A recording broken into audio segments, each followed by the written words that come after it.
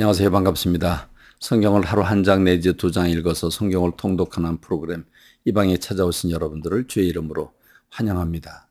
오늘은 누가복음 15장에 나오는 그 유명한 탕자의 비유가 들어가 있는 잃은 양을 찾으시는 주님의 마음을 읽는 그런 시간입니다. 이 누가복음 15장 1절은 이렇게 시작을 하죠. 모든 세리와 죄인들이 주님의 말씀을 들으려고 가까이 주님께 나아온다라고 한 말씀을 주고 있습니다. 저는 이 말씀을 생각하면 가슴이 뜁니다. 여러분 생각해 보시죠. 모든 세리, 모든 죄인들이 주님의 말씀을 들으려고 주님께 가까이 오고 있다라고 말씀하고 있습니다. 여러분 이 세리를 얘기할 때 죄인을 같이 붙이는 경향이 있죠. 세리와 죄인들, 또 이 말씀을 좀 다른 성경에서 보면 세리와 창녀들 이렇게 표현하고 있습니다. 여기서 말하는 세리가 왜 죄인과 더불어 죄와 더불어 하나가 되는가? 그것은 지금 로마 식민 통치를 받고 있는 이스라엘인데 로마 사람들에게 세금을 갖다 바치는 역할을 하고 있기 때문에 매국노라고 생각을 했고, 거기에 정상적으로만 받으면 괜찮은데 거기다가 더 많은 세금을 부과해서 자기의 개인 착복을 하고 있기 때문에 강도다, 도둑놈이다 하는 생각을 가지고 있습니다.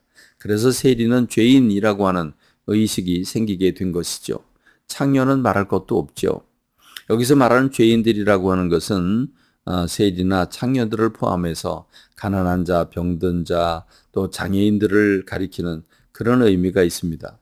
그런데 예수님께 이런 사람들이 말씀을 들으러 온다? 여러분 기가 막힌 일 아니겠습니까? 이들은 사모하는 마음이 있습니다. 이들은 뭔가 결여돼 있죠.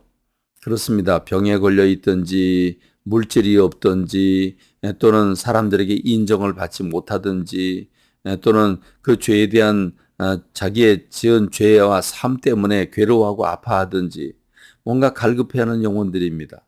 근데 주님께서 그들의 영혼을 위로하시고 병을 고쳐주시고 그들의 마음을 어루만져 주셔서 가난한 자들에게 복음을 전하는 주님을 만나게 되니까 얼마나 기쁜지요. 그래서 그들이 마음을 열고 주님의 말씀을 들으려고 가까이 오는 것입니다. 그런데 여러분, 그러면 쌍수를 들어서 박수를 치고 환영을 해야 되지 않겠습니까? 그런데 정반대되는 사람들이 있었습니다. 그 사람들은 바로 바리새인들이고 서기관들이었습니다.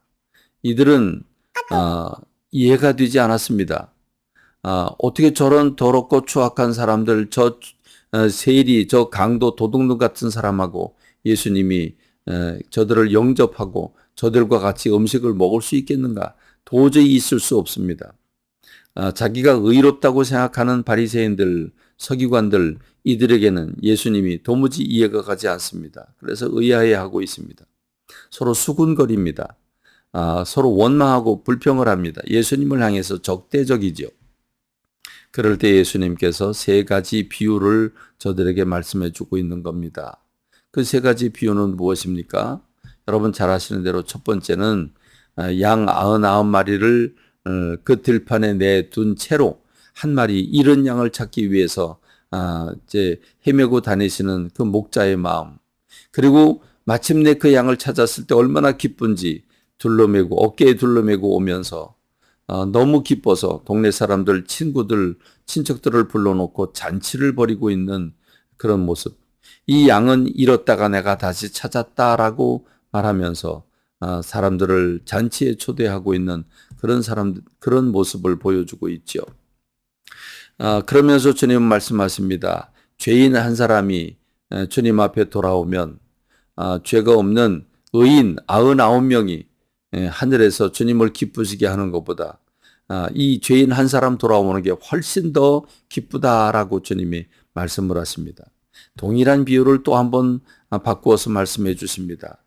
그것은 바로 드라크마의 비유입니다. 이 드라크마는 10드라크마가 한 세트로 되어 있는데 한 드라크마를 잊어버렸습니다. 그걸 찾기 위해서 온 집안을 뒤집니다. 그런데 여러분, 이 드라크마가 어떤 의미가 있길래 그렇게 모든 그 가구들을 옮기면서까지 다 찾고 있습니까? 그 드라크마는 그냥 보통 드라크마가 아닙니다. 결혼할 때 남편이 그 사랑의 징표로 준 드라크마이기 때문입니다. 그 돈의 가치는 노동자 하루 품값밖에 되지 않습니다. 한 드라크마의 값이 노동자 하루 품값이라면 약 15만 원 정도밖에 안 되는데 그 돈을 잃어버렸다고 난리를 피웁니다. 그런데 여러분, 그런데 그 돈이 그냥 15만 원이면 그렇다고 치더라도 그게 사랑의 정표라고 하면 좀 얘기가 달라지죠. 그래서 그걸 찾았을 때 얼마나 기쁜지, 내 잃은 돈을 다시 찾았다고 그리고 일가 친척을 불러놓고 잔치를 벌이고 있는 모습입니다. 아무리 봐도 여러분, 양 한 마리를 잃어버렸다가 찾았다고 그 잔치를 벌이면 그 잔치 비용이 더 많이 들어가지 않겠습니까? 아니, 그보다도 여러분, 양 한 마리를 찾기 위해서 99마리 양을 들판에 내버려 두면, 그러면 여러분, 늑대나 또는 사자가 와서 그 양들을 다 물어가고 죽이면 어떻게 하겠습니까? 그런데 무엇을 얘기해 주는 겁니까?